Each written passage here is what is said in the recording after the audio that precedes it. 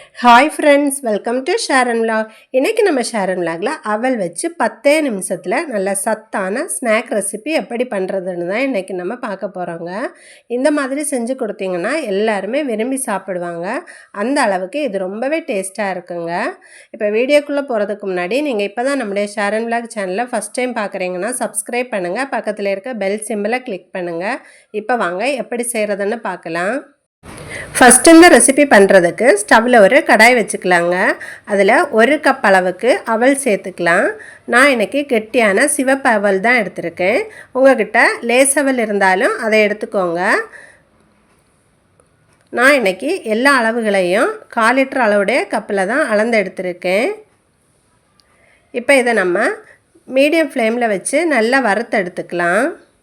ஓரளவுக்கு கிறிஸ்பியானதும் stove off பண்ணிவிட்டு இதை ஒரு பிளேட்டுக்கு மாற்றிக்கலாம். அடுத்து அதே கடாயில் 1/2 கப்புக்கும் கொஞ்சம் குறைவாக பாசிப்பருப்பு எடுத்துருக்கேங்க. இதை நம்ம மீடியம் ஃப்ளேமில் வச்சுட்டு வறுத்தெடுத்துக்கலாம். பாசிப்பருப்பு உடம்புக்கு ரொம்பவே நல்லதுங்க. ஓரளவுக்கு வறுபட்டதும் ஸ்டவ் ஆஃப் பண்ணிவிட்டு இதை நம்ம ஒரு பிளேட்டுக்கு மாற்றி ஆற விடலாம். எல்லாமே நல்லா சூடு ஆறட்டும். சூடு ஆறினதும் ஒரு ட்ரையான மிக்ஸி ஜாரில் ஃபஸ்ட்டு நம்ம அவலை போட்டு பொடிச்சு எடுத்துக்கலாம். பொடிச்ச அவலை ஒரு பவுலுக்கு மாற்றிக்கோங்க. இப்போ அதே ஜாரில் 1/2 கப் அளவு வறுத்த வேர்க்கடலையை தோல் நீக்கிட்டு ஒன்றும் பாதியமாக பொடிச்சு எடுத்துக்கோங்க. ரொம்ப நைஸாக பொடி பண்ண வேண்டாம்.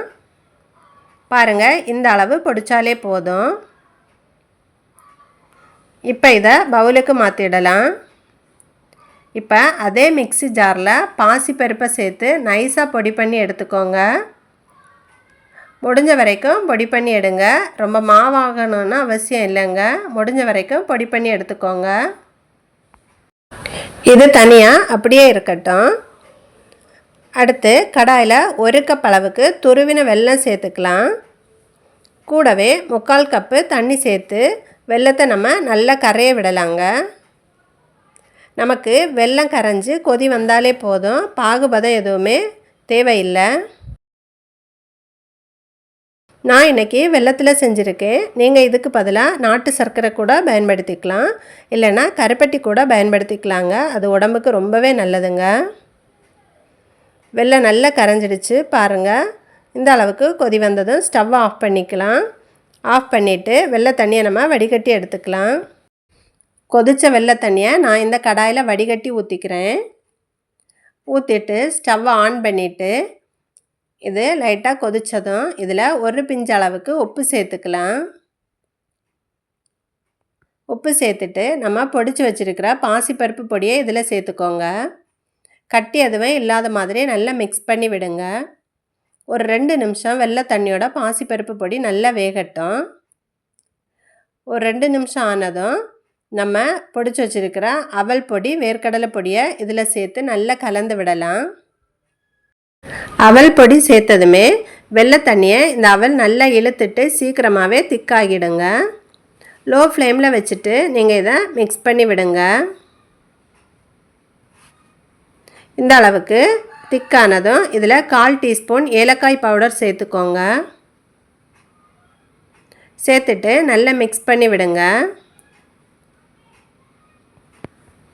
இப்போ நமக்கு இன்னுமே கொஞ்சம் நல்லா திக்காகிடுச்சு. இப்போ இதில் நம்ம நெய் சேர்த்துக்கலாம்.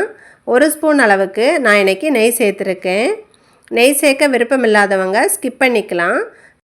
ஸ்வீட்டுங்கிறப்போ நெய் சேர்க்கும் போது இன்னுமே டேஸ்ட்டு நல்லா இருக்குங்க, வாசனையாகவும் இருக்கும். சேர்த்துட்டு நல்லா மிக்ஸ் பண்ணி விடுங்க. அந்த நெய் எல்லா இடமும் நல்லா படுற மாதிரி நல்லா கலந்து விடுங்க. நம்ம எடுத்து லட்டு பிடிக்கிற அளவுக்கு வந்ததும் ஸ்டவ் ஆஃப் பண்ணிக்கலாங்க. ஒரு 5 நிமிஷத்துலேயே இது நமக்கு ரெடி ஆகிடுங்க. அவ்வளோதான், ஓரளவுக்கு திக்காகிடுச்சு. இப்போ ஸ்டவ் ஆஃப் பண்ணிவிட்டு இதை ஒரு பிளேட்டுக்கு மாற்றி ஆற விடலாம். சூடு ஆறுனதும் லட்டு மாதிரியோ இல்லைன்னா உங்களுக்கு பிடிச்ச ஷேப்லேயோ ரெடி பண்ணி எடுங்க. இப்போ நல்ல சூடு ஆறிடுச்சு. நான் இந்த மாதிரி ஒரு சின்ன மெஷரிங் கப் எடுத்துருக்கேங்க. இதில் செய்யும்போது பார்க்குறதுக்கே ரொம்ப அழகாக இருக்குங்க.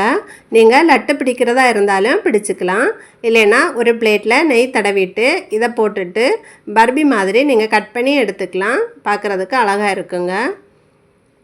இந்த கப்பில் கொஞ்சமாக நெய் தடவிட்டு நம்ம ரெடி பண்ணி வச்சுருக்கிற இந்த ஸ்வீட்டை அதில் போட்டுட்டு கொஞ்சம் நல்லா அழுத்தி விடுங்க. அழுத்திட்டு இந்த மாதிரி தட்டுனீங்கன்னா அழகாக கீழே விழுந்துடுங்க. இந்த ஸ்வீட்டில் அவல், பாசிப்பருப்பு, வேர்க்கடலை இதெல்லாம் சேர்த்து செஞ்சதால் இது ரொம்பவே ஹெல்த்தியான ஸ்வீட்டாக இருக்குங்க. நாம் கடைகளில் ஏதேதோ ஸ்வீட்டெல்லாம் வாங்கி சாப்பிட்றோங்க. அதுக்கு பதிலாக இந்த மாதிரி செஞ்சு கொடுத்தோன்னா டேஸ்ட்டாகவும் இருக்கும், ஹெல்த்தியாகவும் இருக்குங்க. இப்போ நம்ம எல்லா ஸ்வீட்டையும் ரெடி பண்ணி எடுத்தாச்சுங்க. நீங்களும் இதே அளவுகளோடு செஞ்சு பாருங்கள்.